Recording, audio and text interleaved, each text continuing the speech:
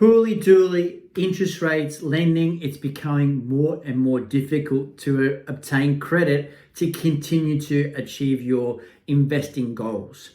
So what are you going to do about it? Because it's not going to go back in the bottle, right? So how are we helping our clients workshop through this decision process? I hear a lot of people at the moment going, I want to wait until interest rates settle down. So there's a cost to that, right? An opportunity cost associated with that. Because at the moment, you may be able to get borrowing at, say, 4%. But potentially in 3 or 6 months' time, that borrowing now may be assessed at 5% or 6%. So now your serviceability has dropped, meaning that you can't access the same amount of funds that were available to you before. So now the consequence of that is that potentially a type of asset that would have been available to you may have been a better property, a better performing property. Now you're having to buy a more subpar kind of asset to keep your trajectory on to achieve your objectives, essentially. So with lending becoming more difficult, what we need to now do is we need to actually move quicker and move faster.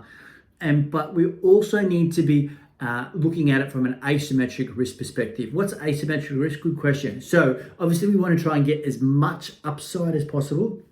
We want to protect the downside as much as possible. So how we do that is we purchase assets that give us the potential to pull a value lever in them to manufacture growth.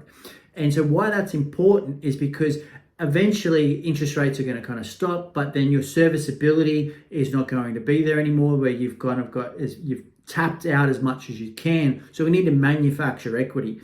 So to manufacture growth or manufacture equity, you need to do renovations. We need to, in a commercial property, re-sign a better tenant in there. These are the kinds of things where we can manufacture equity. So with lending becoming more and more difficult as time goes on, the faster we can get into the market, the better the performing asset we can acquire. But then we also need to be protecting the downside. So that's purchasing assets that have value levers in them to ensure that we mitigate risk for the future as we go along with our investing.